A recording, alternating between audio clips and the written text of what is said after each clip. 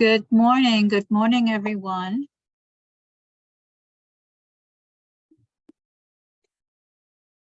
Okay, good. All right, good morning, everyone. My name is Nidia Acevedo. I am one of the educational consultants for Eli. I may have visited your school at one point or another. As an educational consultant, I want to share with you a little bit of my background. I mentor new assistant principals. I coach new principals. I obviously facilitate workshops. I recently was certified as a social emotional intelligence coach, a new initiative that Eli will be implementing this coming school year, and I'm looking forward to being a part of that. I also want to share with you that my educational background comes from District 19. You name the position, and I had it from bilingual teacher all the way up to principal. I ended as a elementary principal I was a principal for a little over 13 years, and I'm also an adjunct professor at Touro College. I teach at the graduate level, administration and supervision. So I consider myself a jack of all trades and a master of, yes, I don't know. Anyway, thank you so much for participating in this workshop. The workshop was originally written, it's a 90-minute workshop, but we have been asked to condense it for a little under an hour. So I will go through some of the PowerPoints rather quickly, but please do not hesitate to email me or put in chat any questions, comments, or issues that you may have. All right, so with that, let's get started. Promoting effective teams for school principals. Right off the bat, what I would like you to do is I'd like to shout out, if you will. Unmute yourself, but don't forget to mute yourself again. Unmute yourself and share out 3 words that come to mind when you think of the word team. What are 3 words that immediately come to mind? Just shout them out. Collaboration. Collaboration. Thank you. Engagement. Mutual support. Mutual support. I like that. Thank you. Mutual respect. Accountability. Respect. Yes. Consensus. Yes. Thank you. Trust. Communication. Communication. Thank you. Trust. Trust is a big one. Thank you. Because if you don't trust your team members and they don't trust you, how productive is that team going to be? Thank you. Anything else? Goals are achieved. Goals achieved. Oh, but I want you to think, who sets the goals and when are they expected to be achieved? Okay, thank you. Anything else? Then there's the other side of it. And hi, Nidia. I missed you. It's Constance. Hi. Data and lots of discussions with this and looking at it and creating notes. So after you're analyzing the data, like, what are we doing with the data? What is the implications for instruction? And then, discussing the PD. Well, those are more than 3 words, but very valuable. Yes. And I would like to add, someone highlighted, I want to highlight trust. I want to highlight the support. I want to highlight goals, vision. I want to highlight clear expectations. If your team members don't know what you want, what you expect as a learning community, then how productive are we going to be? And I'm only going to I'll share with you what I mean when I say clear expectations. I visited one of my schools that I was assigned to, and as soon as I went into her office, she closed the door and she was livid. She was so upset. She says, "I'm so glad you're here. I'm so upset. I have to share with you. Oh my God, I can't take this team anymore. I can't take this team anymore." She wanted us, it was during a PD, and she wanted certain things done. She told them she wanted a flyer done, and she wanted the agenda done, and she wanted them to have their folders done. So she said, this is the date of the team, this is the date of the assignment of the PD, I'm sorry, and this is what I need you to do. And she set them on their merry way. And they came back, they did not, she was upset because they didn't do it the way she wanted it done. And I said, well, there's a missing piece here, because you told them the date of the PD, you told them what you wanted them to do, but what did you forget to do? You forget to tell them how you wanted it done. They did not know your standards or your expectations. They did it according to what they were. So when we talk about clear expectations, you have to be very specific and detailed as to how you want the work to be done. I remember when I first became a principal, the first thing I did, I had the staff in the auditorium, my staff conference, and I shared with them, this is where the school currently is. And I shared ELA, math, special ed, the L's, exactly where they were in literacy, math, everything, attendance. I gave the breakdown. And then I shared with them, this is where I'd like to be by the end of the year. And I broke it down specifically. And then the next column was, this is how we are going to get there. And I shared with them all the different initiatives that we were going to put in place, that we were going to put in, not me, we. So setting those goals, those visions, those clear expectations, and supporting them so that they know that it's a non-threatening, that trust is there. Okay? Let's go on. Jay, I can't move this.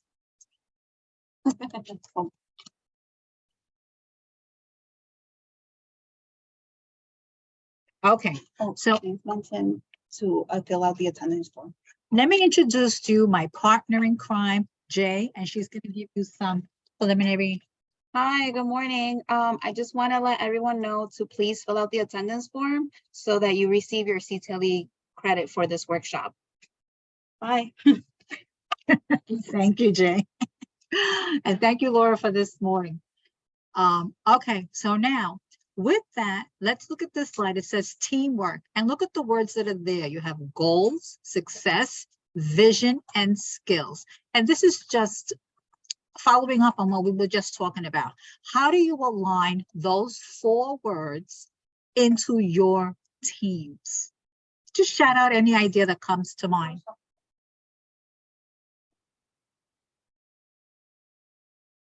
Anybody want to share?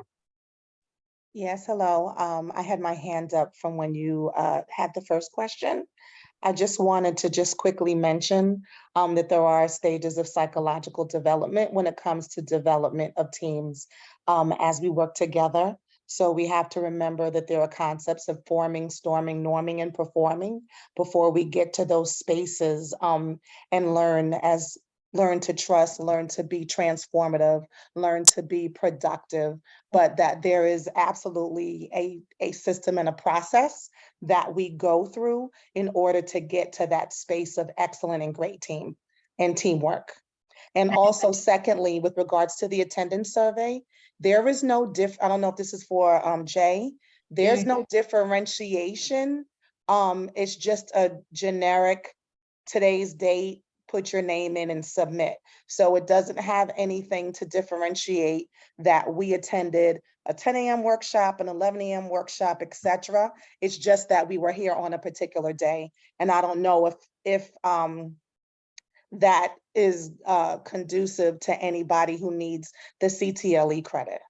Okay, thank you for mentioning that. We are able to see the times. So we'll be sure to look at that and then we'll cross-reference with the registration page. But thank you for mentioning that. I'll look into that now. And Thank let me you. just say, you mentioned you had your hands up. There's over 100 people in this workshop, and I'm not able to see everyone. So that's why I'm saying when you want to share, just unmute yourself and speak up, and then remember to mute yourself again, because I apologize. I cannot see everyone who's at work. I understand. The last workshop had almost 300 people on it. Right. And there were a number of people that wanted to share. So we were just, looking at protocols and stuff, but I'm going on mute now. But thank you so, so much, Ms. Acevedo. But you know what you can do? I would appreciate that if you put it in your chat as a feedback or at the end for the evaluation, so that we can take a look at that and perhaps plan more effectively the workshop, so they won't have so many. Maybe we can do something to address that. Okay, so please, at the end, when you do the evaluation, please put that in there. Thank you. Okay, so this is the table of contents. And again, I want to share with you that this is a 90-minute, and I was asked to condense it for a little under an hour. So I'm going to skip some of the items in the agenda, but I will summarize and highlight the important points of the ones that I'm going to skip through. And I do want to inform you that this workshop is offered during the school year in its entirety. So if you would like to revisit it or send someone from your school, or if you would like more information on it, either sign up for it in the coming school year or reach out to me, send me an email, put it in chat, and I will get you that information. Okay. All right, so today's goals. I'm going to share with you some strategy. We're going to self-reflect on who we are as a leader and how we can then empower and develop positive performing teams. All right, and we're going to do that by identifying characteristics, by assessing productivity and positivity of a team. This is the part that I'm going to skip through because it's a video and it's a 45-minute video, the protocol, but I will share with you what that protocol is. And then I'm going to share with you an action plan that you can utilize for your various teams at your school, or use it as a guide or reference. Okay, so before we go into teams, I want us to take a minute and self-reflect about the type of leaders that we are.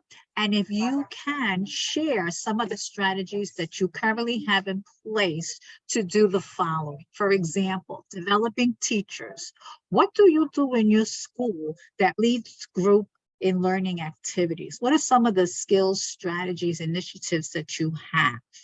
Creating a professional climate of shared accountability for student learning. How does that look like in your school? Let's just do those two first, and then we'll move on. Does anybody want to share?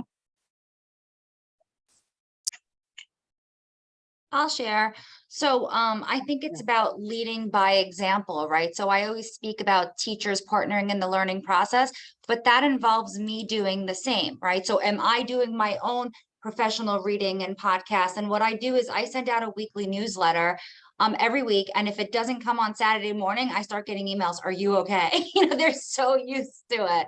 And what I do is I highlight and I try to give multimodality, because just like our students, our teachers also, like, some people prefer podcasts, some people prefer webinars, articles, and I try to provide, like, highlight a podcast a week, an article a week, a webinar a week, and really just a lot of the stuff I find on the Marshall Memo, or it's stuff that I research. I'm like, oh, that's so interesting. I'm going to save this for one of my weekly, and I try to align it to whatever the PLC theme is for the week. And sometimes it doesn't align, but it's okay. It's just extra stuff that's interesting and gets you stimulated to learn and push. Thank you for sharing. Anybody else want to share on those two topics? I think, hi, this is Dalis Vasquez. I'm sorry, my camera is off.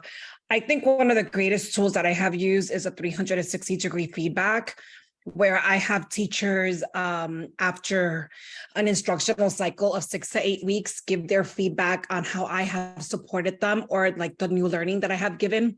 And I do that because in order to develop vulnerability, transparency, trust, trusting relationships, I have to be willing to get feedback as well.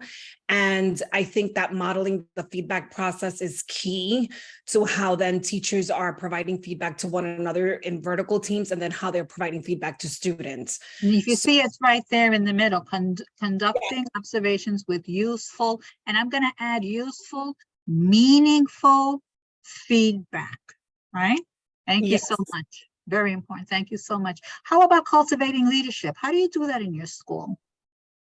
So in my school, the teachers are coined to lead the professional development based on their talents. You know, sometimes we do our walkthroughs and we see exceptional things going on in classrooms, and we say, hey, you know, we really enjoyed that. Would you like to come to the Monday PD and you know, do a PD for your peers? And so we have our teachers doing those PDs just like the administrators. Very nice. Thank you for sharing.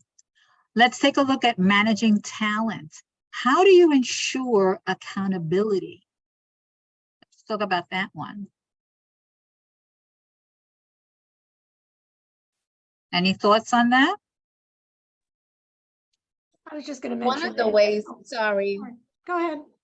I was going to say that one of the ways that I ensure accountability, especially when we are working in teams, is that we utilize rolling agendas to really just help us to ensure that everything within the meeting structure is memorialized. There's clear expectations in terms of roles and responsibilities, next steps, and, you know, just things that are coming up on the agenda. And then we're able to just go back to see where we are as a team, where do we fall, and we've been utilizing the DataWise swoosh as a way of just really helping us to ensure that all meetings are grounded in data and next steps.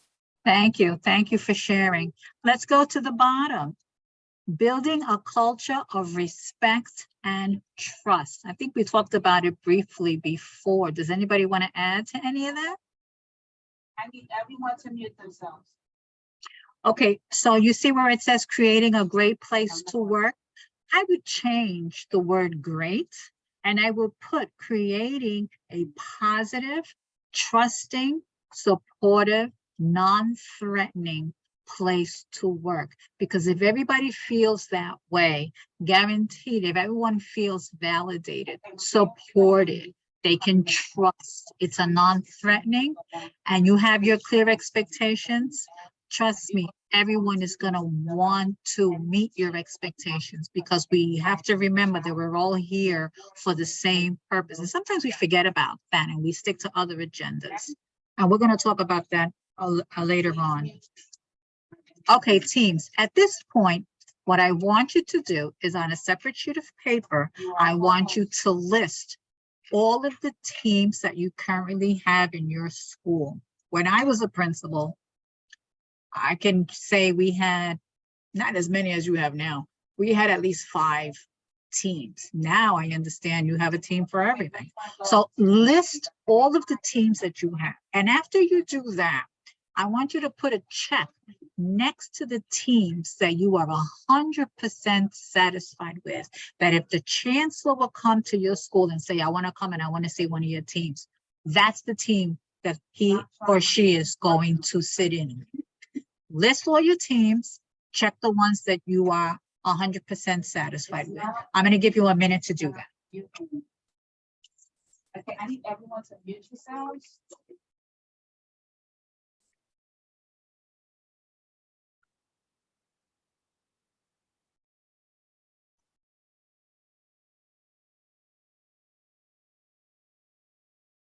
Okay, hold on to that list because we're going to come back to it shortly. Oh, you know what? Let me just ask you very quickly, 2 or 3 participants, which teams are you 100% satisfied with and why? Just share at least 2. If I can have 2 people, just share. I would say my 4th grade teacher team, and the reason for that being is that both colleagues are very open-minded. They very good listeners, take feedback very well, not only from administration, but from each other. And they're always willing to, and they use data, their students' data, very well to plan. Thank you. Thank you for sharing. Can I have one more person share? You are a co-host. Oh, this is your share. All right, then we'll go on, but hold on to that list. We're going to come back to that list. Okay, you know how they say there's a fine line between love and hate? Well, there's a fine line between working group and teamwork. All right, and these are the attributes of each. And what I want to do is I want to just talk about the first one. Under working group, it says strong, clearly focused leader. In a group, you have one leader and then you have the rest of the group doing. However, in a team, you have shared leadership roles. And we're going to talk about that more when we get to the protocol. But in the team, everyone has their specific role to do. And then I'll let you read the rest at your leisure, but I'm going to jot down to the bottom where it says for working group, discusses, decides, and delegates. And in a team, discusses, decides, and does real work together. And I'm going to share another example that I witnessed when I visited one of my other schools. I went to a school and it was a shared building. There was an elementary and there was a middle school. And they were going to have a fire drill. So we were there, I was there to witness the fire drill and to see the procedure of the fire drill and to time and, you know, all the stuff that goes on with the fire drill. All right, so after the fire drill, we noticed, first of all, that it took a very long time for the school to vacate. And it took a long time because the middle school kids were going through the same exit that the elementary, the little kindergartners and the first graders were going through. So it took them a lot longer where they had another exit that they could have gone. So as soon as we saw that, right after the fire drill, right there in the hallway, we didn't even go into the office, right there in the hallway, we had an emergency fire safety meeting. Everybody was involved, the ones from the middle and the ones from the elementary school, and everyone shared what they saw, and together, everyone came with a possible solution for the next fire drill that would be done at a later date. So they worked together as a team to discuss what they saw and possible solutions. Okay. All right, now we're going to talk about our team metrics. And remember, I asked you to make a list of your teams. We're going to use that as a reference in the next slide. But these are the four categories of where possibly your teams and your team members can fall under. Keeping in mind that what we want, the ideal, is high positivity, high productivity, because then you're going to have high performing teams, right? And I understand that in some of our schools, you were able to develop your own teams and pick the members that you want. Yet in other schools, you inherited teams and maybe some of the members aren't what you expected or wanted them to be in that team. And hopefully by the end of this workshop, or if you send me an email, I can share with you more strategies, other strategies of how you can have the team members meet your expectations, okay? But these are the four categories. You can have high positivity, low productivity. High productivity, that's the one that we want to strive for, all right? Low positivity, low productivity, those are all your naysayers. You don't want to put all your naysayers in any team because then you're not going to get anywhere. High productivity, low positivity. Let's take a closer look at this matrix. Now, what I want you to do is I want you to go back to that list of teams, and I want you to look at these categories in each box and see where your teams fall. I'll give you a minute to do that. Not to share out loud, but for your own self-reflection, self-awareness. I'll give you a minute.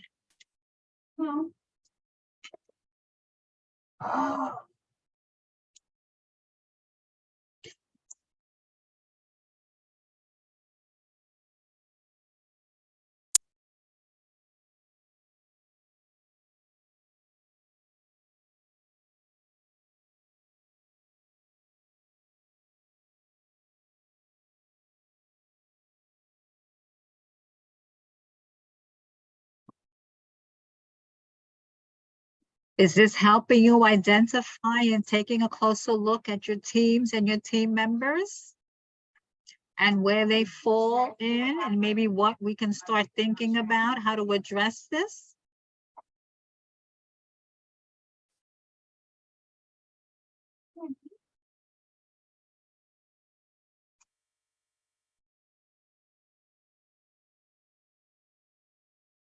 Does anyone want to share anything at this point?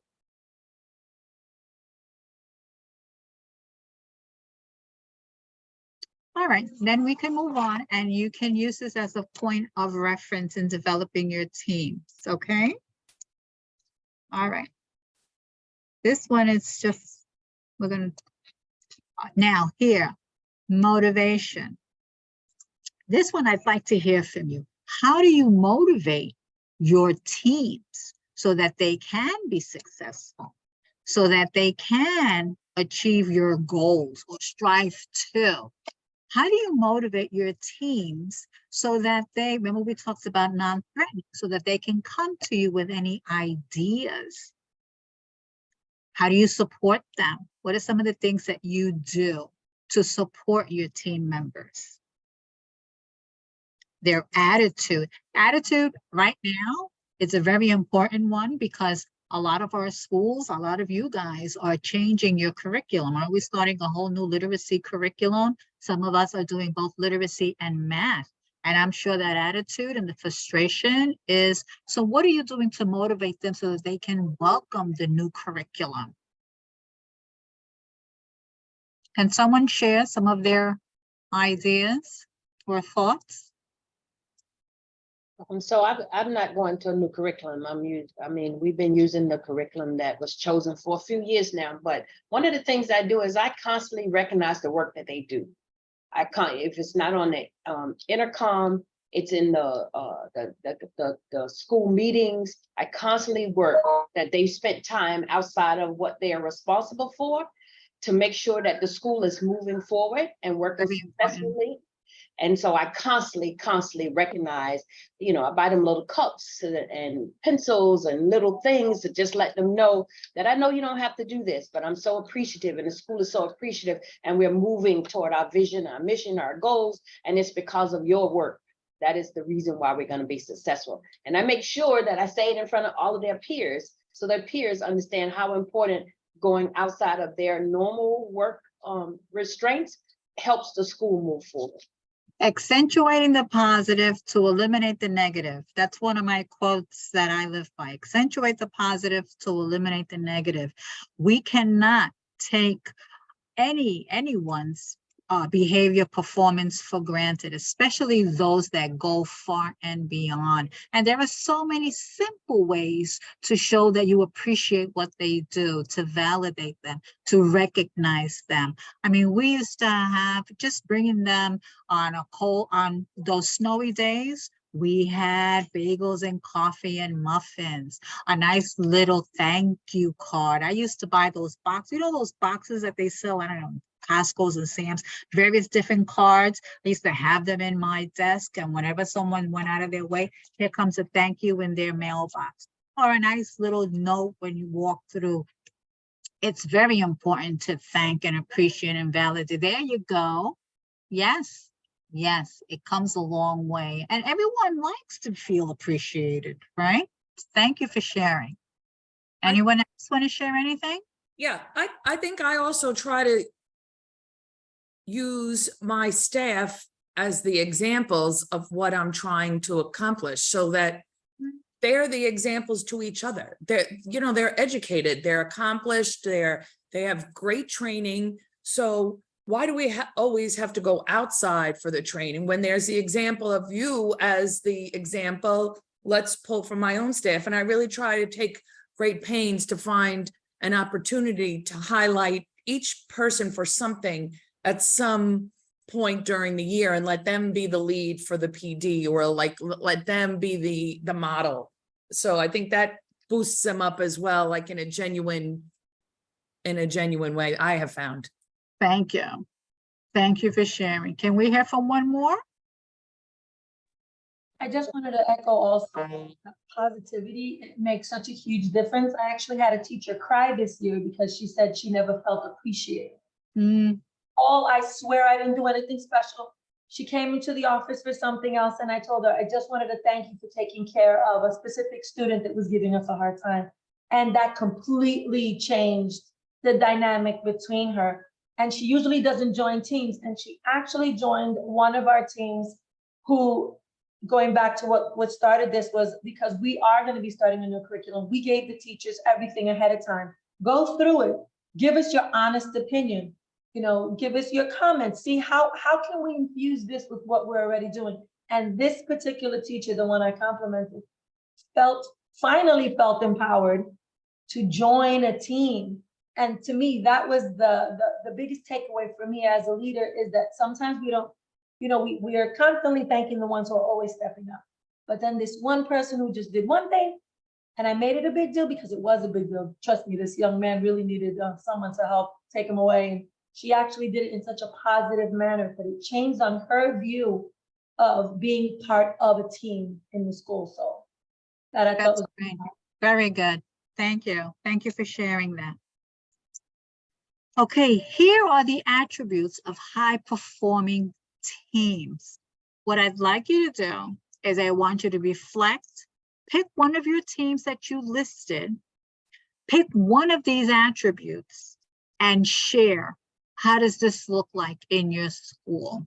How do you share roles and responsibilities, for example? How do you focus on producing meaningful results? Just pick one. At your own time in your leisure, I want you to reflect on your teams, or use this when we come back in August and September and you have your meetings with your individual teams. Share this with them so that you can, as the person before just mentioned, empower them and validate them and make them aware of how you're trusting them with these important attributes. So can someone just pick one very quickly and share what this looks like in your school?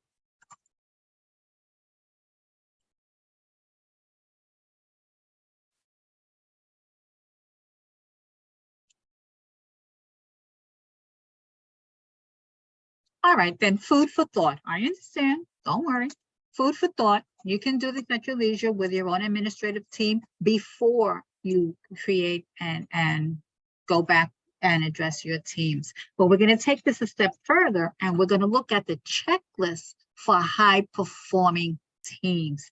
This is another resource that you can use as PD when you're meeting with your teams. And in your resource packet, there's a sheet that gives clear descriptions of what each attribute is. For example, I'm just going to pick one at random here. Information sharing. It says here, in order for the team to make the best decisions, each team member needs to be provided with relevant information. High-performing teams don't guard information. They share it freely. And I think it was mentioned before about being transparent and having those clear expectations, right? So I invite you to use this checklist and to use the reference, the resource that's in your packet. The PowerPoint is in there. They have the PowerPoint with the resources, right, Jay? They have the PowerPoint with the resources. Yes, they have it. So, and I see someone nodding. Thank you, Barbara, for nodding. You, I can see you're right underneath me. Use the descriptors and have them have a conversation with them. Have them self-reflect on how do they think this looks like? What are they doing to adhere to these attributes? And if not, then how can we support you so that we can have clear goals, clear responsibilities, conflict resolution, good morale? See that last one? I personally have an issue with that good morale because I, had my clear expectations. I was very transparent. I had open door. My teams, my school was a family. We were But however, it was always, there's no morale. The morale is bad. The morale is bad. It's not about having bad morale. It's about having high expectations, knowing what needs to be done, being rigorous, being supportive, and getting the job done, because we can't forget what we're here for, right? And sometimes we forget and we get so involved in everything else and we forget that we're here for these kids and we're here for the teachers. So I invite you to take a look at the checklist and align it with the resource and reflect on your teams and use it as when you first welcome them back. Okay, sounds good? Sounds like a plan? Any comments? Okay, I think that's fine. Is it? See. This is the part that we're going to skip over because this is the video, and the video is like a 45-minute video, and I think we only have another 10 or 15 minutes. But what he's doing in this video, let me just back up a little. If you would like to see this video and you would like this workshop in its entirety, I invite you to sign up for it during the school year, or have one of your assistant principals sign up for it so that you can get more of the information and you can spend more time sharing and gathering some of the resources and information that I presented for you today. The video, basically, he's illustrating the protocol on one of the teams in his school. And by protocol, he puts together a procedure of how the meeting is going to take place. For example, the first thing he does is he introduces a parking lot. We have the chat box. He has the parking lot with Post-its. Anybody that has any questions, comments, concerns, feel free to put it on the parking lot. Then he has the presenter presenting the student work. Then he has the recorder. Then he has the reporter. Then he has the timekeeper.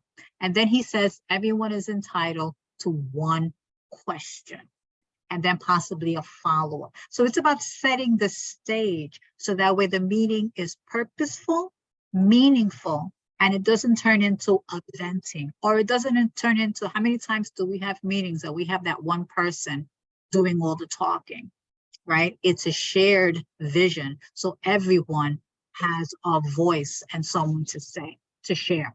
And then moving forward in the next meeting, what I would do is I would change the role so that everyone has experience as being the reporter, the recorder, the time. It's not the same. I don't like, what's the word? Complacent. I don't like that. I like everyone. All right, so now you're the recorder, and the other one is going to be the recorder. The other one's going to be the note taker. The other one's going to do the agenda, so that everyone, nobody gets comfortable in their comfort zone. Everyone is learning a little bit about everything. Remember, I started by saying I'm a jack of all trades and a master of none. That's what I like. So that's what the video is all about. Okay. Now, I want to go back to the list of teams that you guys jotted down. And instead of looking at the team that you're 100% satisfied with, I want you to look, if you have teams that you're not totally satisfied with one or two of the participants in the team, and take a look at these questions, because we're going to use this for our action plan. If you're 100% satisfied with all your team members, I applaud you and I wish you much success. If there's one or two that you're not happy with, let's say that naysayer, we all have them, or maybe some other person, union, what am I gonna say? Let's take a look at these questions. Food for thought when you're having that conversation when we go back. Because one of the things that we have for you is, let me go to the next slide. Here's the template for your action plan. I'm a big proponent on anecdotals.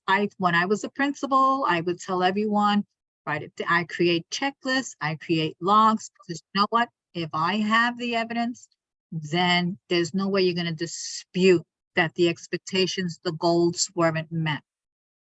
So here is a template for an action plan for your teams. And I would suggest that you start thinking of your various teams. And when you come back in August and September, you can introduce this to them with the checklist of high-performing teams and have them self-reflect. All right, what am I bringing to this team? What are my strengths? Am I good with data? Am I good with differentiated instruction? Am I good with developing IEPs and the students' various goals? What is it? Have them self-reflect and have them fill this out. And then you have yours. And then have those conferences. And together make up an action plan of what is expected during that school year. And do it in chunks. Do it from now until December, the holidays. And then we're going to meet and we're going to self-reflect, and maybe we can change some of this towards from January to mid-year, February, March, and so on and so forth.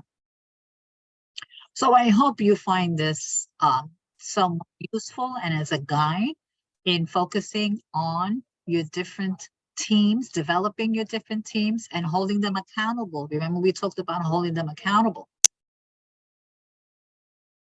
Maybe you want to add another column or eliminate a column. It all depends on your teams and what your expectations are for your teams. Does anybody want to share any comments on this template?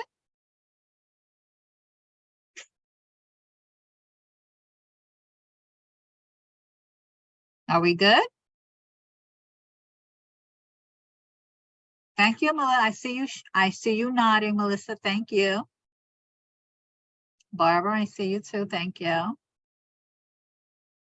I would make different columns. See, I wouldn't put strengths and challenges together. I would put all the positive attributes on the top, and then in the bottom, I would put some of the challenges and possibly some of PDs or conferences or intervisitations and a timeline for that. So I would put all the positive attributes in the top, and I would put some of my next steps, if you will, or challenges in the bottom, and how we can address those challenges, either via a book study or a PD or just a conversation or observation. Hi, my name is Ms. Sanchez. Are you saying put the positive attributions before, That's after me. purpose? No, you do it how you would like to do it. I'm saying me. For me, that's what I would do. I would put all the positive on the top, and then I would put some of the challenges. Not too many challenges because you don't want to overwhelm. That's for me personally.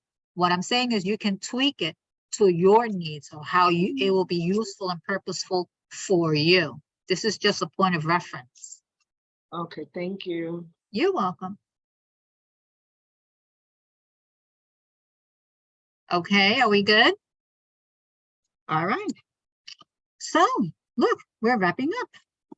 Okay, so the purpose of this workshop was to provide you with the knowledge to develop high-performing teams that serve as leverage for school-wide improvements. Did I give you the characteristics of high-performing teams? Did we talk about productivity and positivity? Remember, that was the matrix with the form. Did we examine the protocol of student work? That's the video. We didn't examine it, but I highlighted and I shared with you the protocol for student work. And did we prepare an action plan? See, if this workshop was done in its entirety, and done in person, I would have given you the chart paper and you would have had you work as a team and you would have created an action plan and you would have shared it. Instead, I gave you the template and I asked you to reflect and for you to use it in for your teams when you come back in September. Okay. So here, evaluation. What are some of your new learnings? What will be hard about this work? What do you need to do to facilitate the success of teams in your school? This is food for thought for you to reflect on. Okay. And I ask that you then, there's the link so that you can fill out the evaluation. Does anybody have any comments or concerns? Remember to reach out to me, Nidia Acevedo, if you want any further information on this, or if you'd like me to visit your school and help you out with this. I'm more than happy and willing to do so after July. What are we, July 11th? Yeah, after July, in August.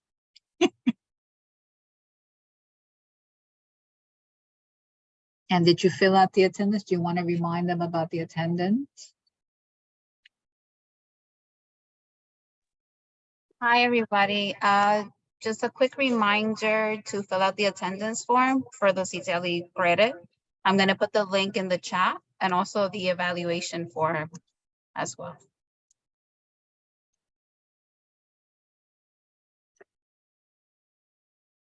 At this time, I want to wish you much success. Have a very nice summer. Good luck to you for those that are starting the new curriculum, and much success to everyone else. Remember that we're here to help and support you. We have a host of workshops being offered, and we also can come to your school to do PD at your schools as well. We're here to support you. So whatever you need, don't hesitate to reach out to us. Okay, thank you so much.